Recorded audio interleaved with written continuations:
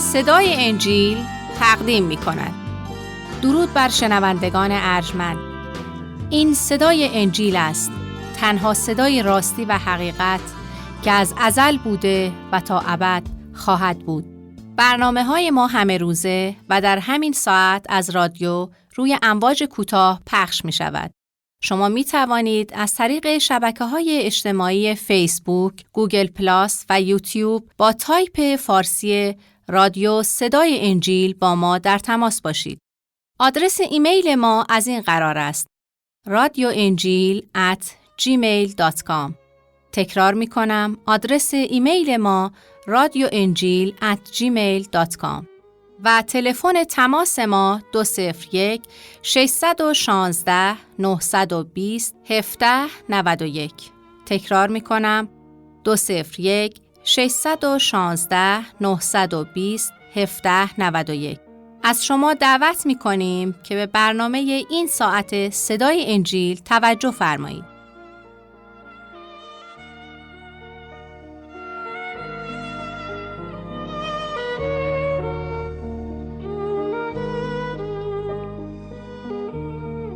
خداوندا ما را تعلیم ده تا وقتی که افسردگی و پریشان حالی و اضطراب و تشویش و انزجار و نفرت وجودمان را فرا می‌گیرد بتوانیم بگوییم ای جان من چرا منحنی شده ای و چرا در من پریشان گشته ای، و ببخش که جواب سؤال خود را بشنویم و علت حالت خود را بفهمیم و از آن رهایی یابیم و بتوانیم رنجیدگی ها و زخم های خود را فراموش کنیم و فقط طالب تو باشیم و خدمت به هم نوع خود. خدایا شهامتی آرام به ما عنایت فرما تا حاضر باشیم زندگی خود را مطابق کلام تو به سر بیاوریم.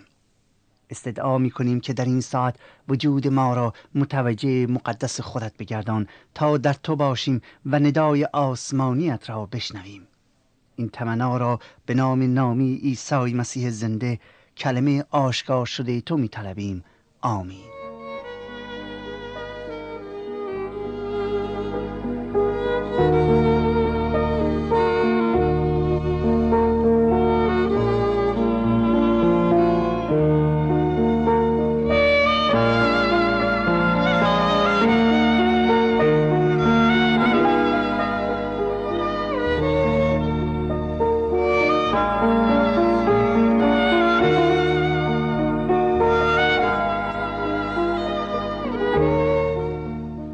عیسی مسیح می فرماید من آمدم تا گناهکاران را بجویم و نجات بخشم.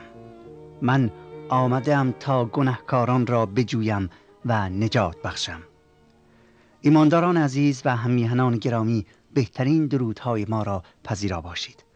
خداوند به فرد فرد شما قدرت و شادی و سلامتی عنایت فرماید تا در این دنیای فانی و زودگذر در پی اراده او بوده و رضایت خدا را به دست بیاورید.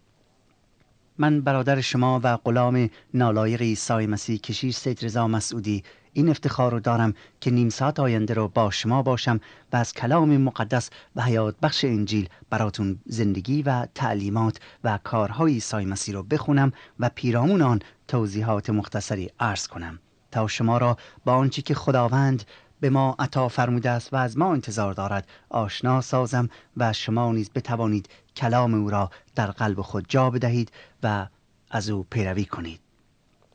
برای این منظور از شما دعوت می کنم که به انجیل مقدس متی مراجعه کنید تا از فصل 8 کلام را مطالعه کنیم. اجازه می خواهم که در ابتدای برنامه از همه شما عزیزانی که صادقانه عشق به خدا را در قلبتان همچنان شعله ور می کنید و با نوشتن نامه ما را نیز تشویق می نمایید صمیمانه تشکر و سپاسگزاری کنم.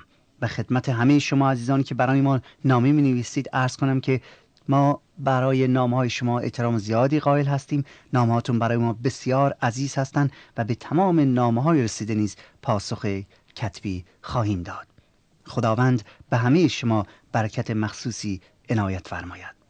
در فصل 5 الی 7 از انجیل مقدس متی، عیسی مسیح خطابه و تعلیم بسیار معروف خود را که در دنیا به نام موعظه بر سر کوه مسمی باشد به پایان می‌رساند. دستورات طلایی و جاودانه را بیان می‌دارد و عالی‌ترین معیار صفات اخلاقی را که خدا از بشر انتظار دارد را ترشیح می‌کند. دستوراتی که برای عاشقان خدا و ایمانداران است، دستوراتی که با اجرای آن تفاوت بین ایماندار و شریر، پاکدل و گناهکار آشکار میشه و نشان میدهد که آیا با خدا هستیم یا از خدا دوریم. انسانها را به دو گروه، یعنی به فرزندان حق و یا فرزندان ابلیس تقسیم می کند و به ما نشان می دهد که با نگاه کردن به اعمال خودمون قادریم ببینیم، متوجه بشیم که امروز من و شما به چه گروه وابسته ایم. آیا با خدا هستیم یا با اهریمن؟ از فصل 8 کلام خدا شرح حال و معجزات و احوال عیسی مسیح را مجددا ادامه می دهد.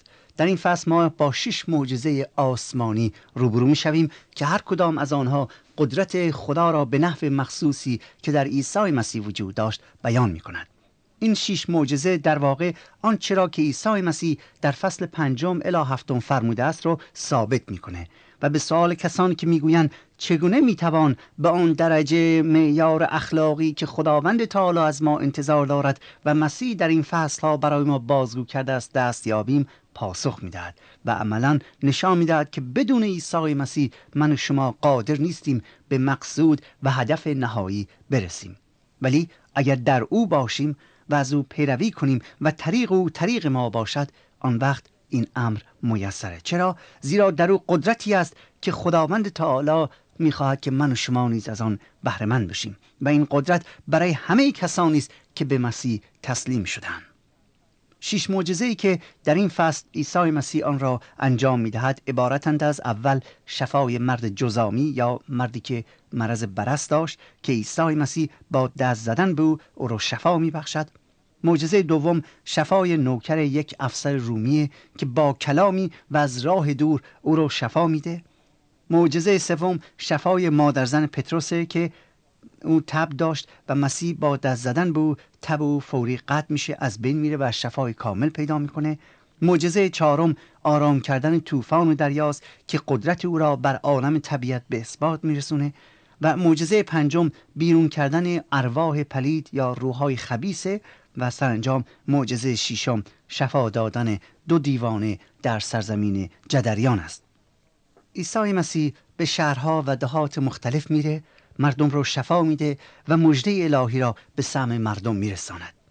گوش کنید به آیات کلام خدا، فصل 8 انجیل متی از آیه اول. وقتی عیسی از کوه پایین آمد، جمعیت زیادی پشت سر او حرکت کرد.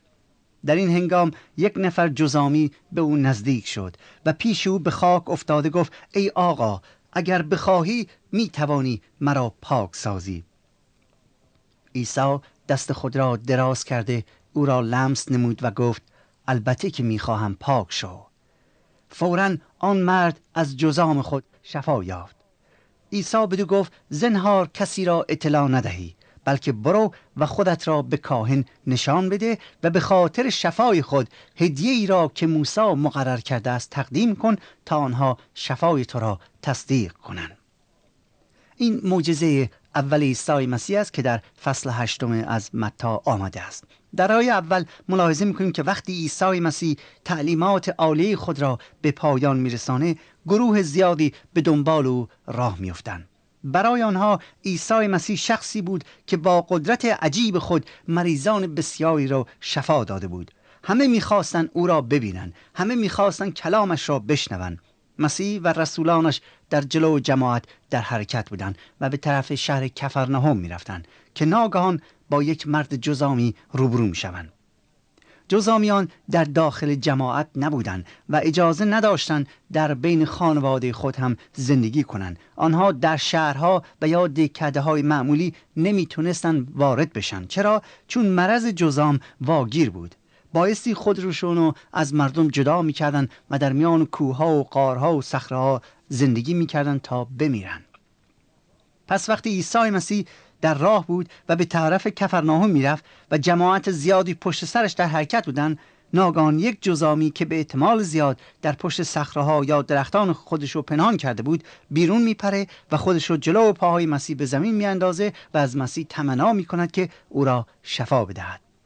مردم کم کم به مسیح از پشت نزدیکتر و نزدیکتر می شدن و شاگردان مسیح به دور او حلقه می زدن. عیسی مسیح وقتی ایمان این مرد جذامی رو می بینه که معتقده که او قادر او رو شفا بدهد، دست شفا بخش و مهربان خود را بر او قرار میده و او را شفا میدهد و میگوید البته که میخوام طاهر بشی، طاهر شو. و او بلافاصله شفا مییابد و از مرض خودش آزاد میشه. این امر او را آنچنان شاد میکنه که شروع به فریاد کردن میکنه که شفا یافته. مسیح میگوید لزومی ندارد به همه بگویید شفا پیدا کردید. در عوض برو خودت را به مسئولین عبادتگاه معرفی کن تا آنان شفای تو را تایید کنند و تو نیز آنچه که موسی فرموده است، یعنی قربانی ستایش را برای خدای تعالی به انجام برسان. دوستان عزیز، در اینجا دو مطلب هست که بایستی توجه خاصی در معجزه اول مسیح بدان مبذول بداریم. اول اینکه وقتی تمام معجزات عیسی مسیح را مطالعه می‌کنیم متوجه می‌شویم که او حتی یک معجزه کوچکی را هم به خاطر اینکه نام خودش رو سرافراز کنه، بلند کنه و به قول معروف از معجزه‌اش برای معرفی خودش استفاده کنه، برای سوء استفاده خودش به کار ببره، استفاده نکرد. یعنی او برای اینکه معروف و محبوب بشه هیچ معجزه‌ای نکرد. معجزاتش تماماً برای خدمت و شفای دیگران بود و نه برای محبوبیت و یا دست یافتن ثروت و مقام برای خودش بوده است. این خیلی مهمه دوستان عزیز. تمام معجزات که عیسی مسیح کرده برای خدمت و شفای دیگران بوده و نه برای محبوبیت خودش و یا به دست آوردن مقام و ثروت بوده. او از قدرت الهی هرگز برای مقاصد شخصی استفاده نکرد. و یکی از دلایلی که مسیح به شخص جذامی می‌فرماید که بدون اینکه با کسی درباره شفایت صحبت کنید و یک راست پیش کاهن برو تا تو را آزمایش کنه، همین میباشه. مسیح میتوانست آن جذامی را در برابر همه قرار بده و به همه بگوید ببینید این مرد مریضه، حالا آیا من میتوانم اون رو شفا بدم یا نه؟ و بعد در برابر چشمان همه او آن جذام را شفا میداد و به قول معروف در نزد مردم احترام خاصی به دست می آورد. ولی او این کار را نمی کنه. میدونید چرا؟ رفتار او برخلاف ما انسان ها بود. طرز فکر او برخلاف طرز فکر من و شما بود. چون اگر او این کار را می کرد او خدا را جلال نمی داد بلکه خودش رو. دقت کنید، اگر او این کار را می کرد و در جلو عام به مردم می گفت ای مردم بیایید الان می خوام این رو شفا بدم، وقتی این کار را می کرد مردم می گفتن به به به، عیسی راست مورد ستایش قرار می دادن، نه اینکه چشمشون به خدا باشه. و این خلاف راه و روش مسیح بود. چرا؟ چون مسیح آمد تا یک هدف مهمی رو دنبال کنه. هدف او جلال دادن مطلق خدای تعالی بود. او هرگز از قدرت الهی برای مقاصد شخصی و شهرت خیش استفاده نکرد، زیرا خداوند اون قدرت را به او داد تا نام خدا را جلال بدهد، نه اینکه مقامی برای خودش به دست بیاورد. موضوع دوم این که می‌بینیم شخص جذامی به خاطر ایمانی که داشت شفا می‌یابد. این جذامی شنیده بود که عیسی مسیح مریضان بسیاری رو شفا داده بود. او به آنچه شنیده بود ایمان آورده بود و پذیرفته بود که عیسی مسیح صاحب قدرت آسمانی است. دقت کنید دوستان عزیز، این خیلی مهمه. اساس نجات بشر روی ایمانه و در اینجا این واقعیت را می‌بینیم. این شخص جذامی به خاطر ایمانی که داشت شفا پیدا می‌کنه. او شنیده بود که عیسی مسیح مریضان بسیاری رو شفا داده بود. او به آنچه که شنیده بود ایمان می‌آوره و پذیرفت که عیسی مسیح صاحب قدرت آسمانیه.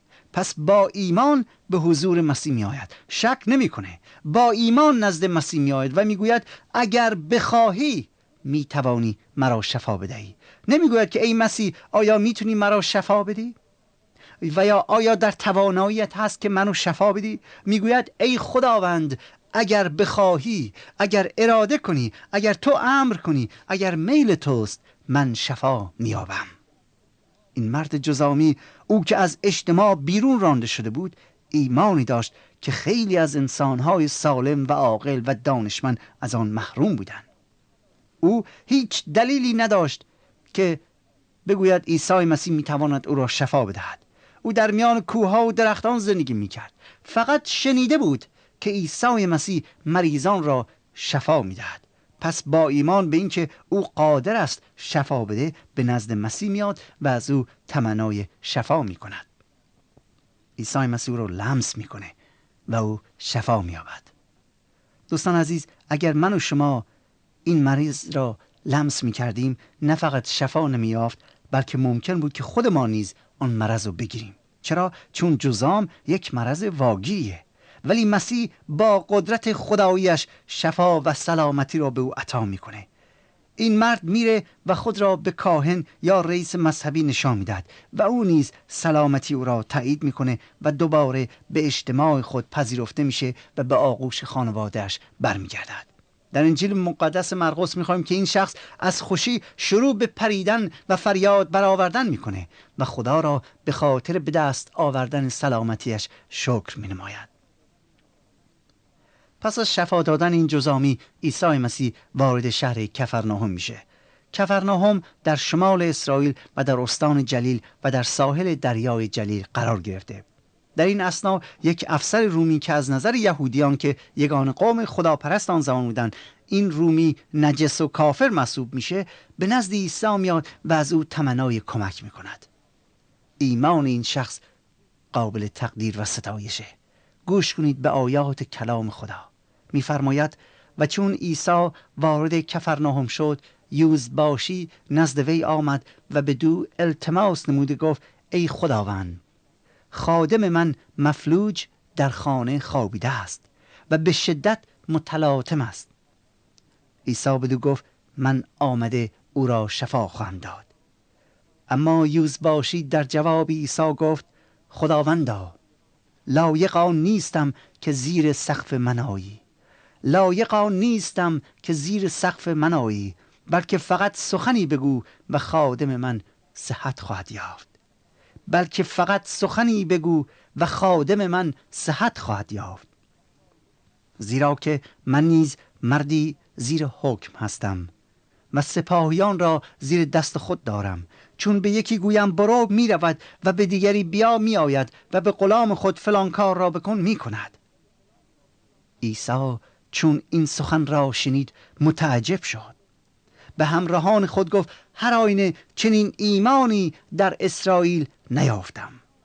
و به شما میگویم که بسا از مشرق و مغرب آمده در ملکوت آسمان با ابراهیم و اسحاق و یعقوب خواهند نشست، اما پسران ملکوت بیرون افکنده خواهند شد.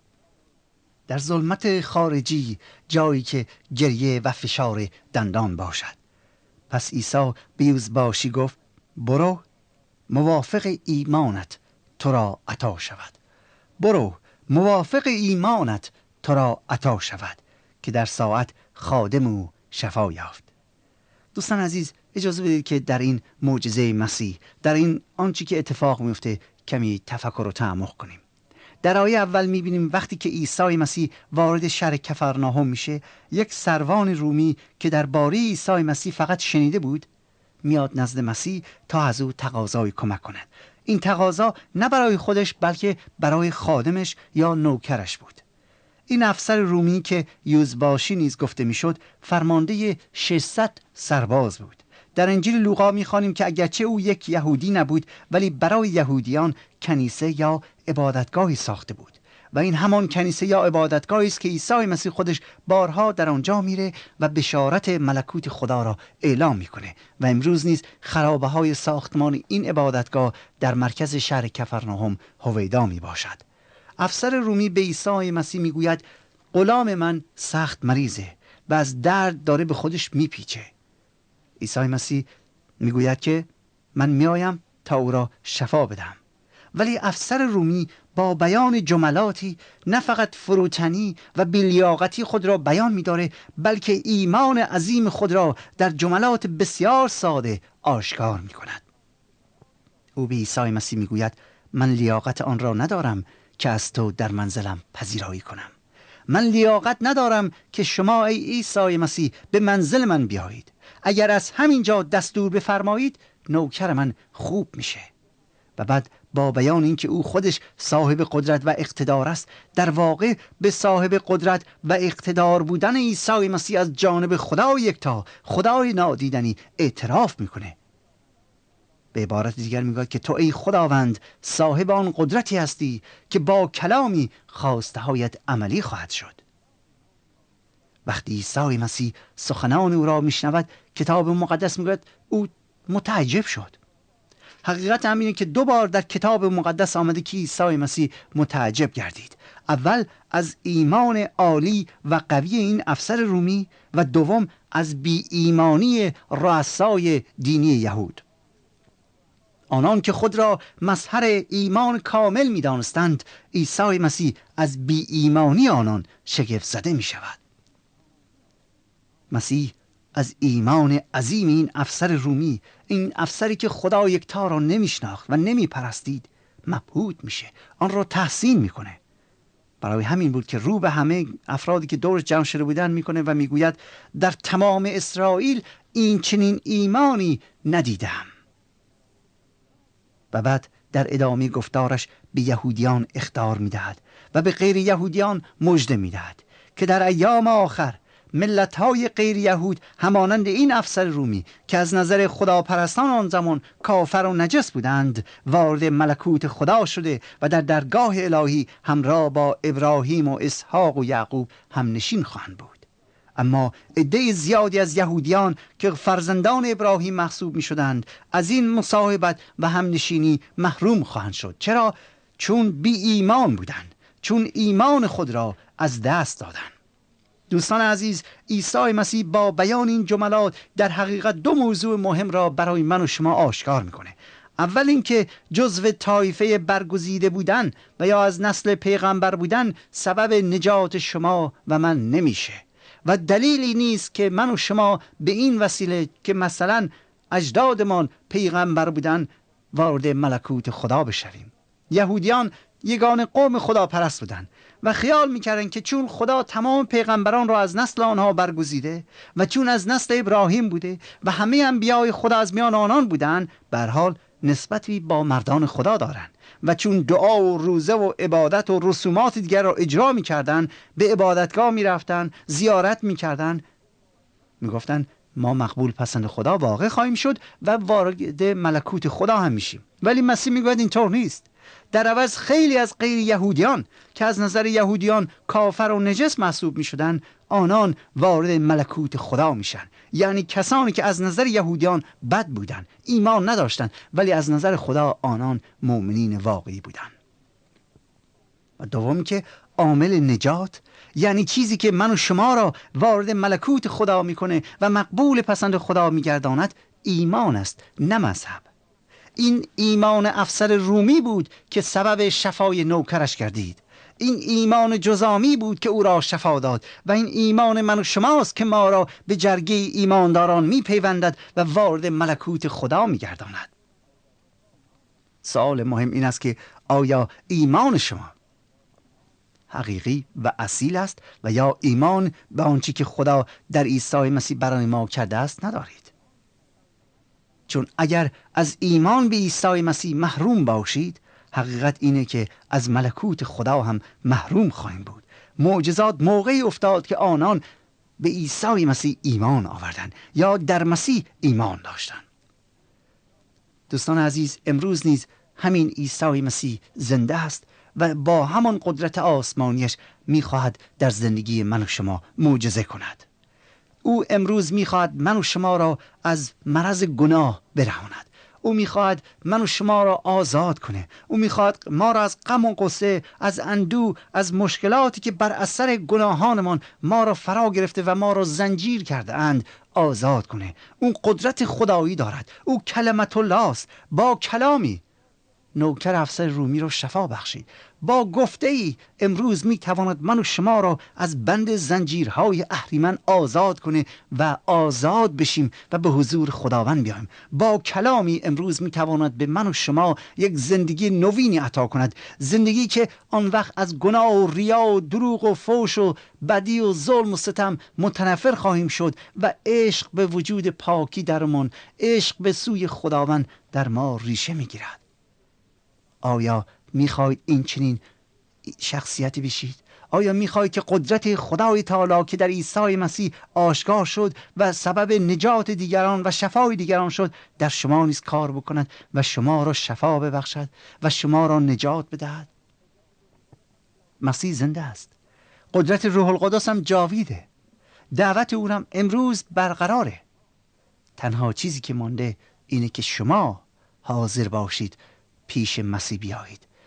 امروز می توانید با دعا کردن از او بخواهید که شما را شفا بدهد. اگر امروز حاضر باشید، اگر ایمان به مسیح داشته باشید، مانند آن مرد جذامی خودتون رو جلو پای مسیح بیاندازید و از او تمنا کنید که شما را شفا بدهد.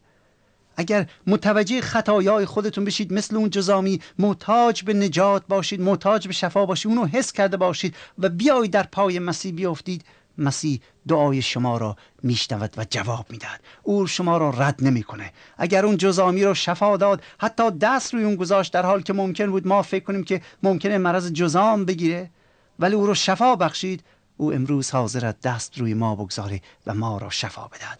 اگر به آن افسر رومی کمک کرد، افسری که از نظر خداپرستان کافر نجس بودند، من و شما نیز امروز می توانیم با تمام گناهانمون به حضور بیاییم و او ما را شفا می دهد. قدرت مسیح حاضر است. خود مسیح زنده از شما دعوت میکنه. امروز روز دعوت است. دعوت به ایمان آوردن و دعوت به وارد ملکوت خدا شدن. سوال مهم اینه که آیا میخواهید وارد ملکوت خدا بشید؟ مسیح امروز از شما دعوت میکند که به من ایمان بیاورید. ایمان به مسیح حقیقت را برای ما آشکار میکند.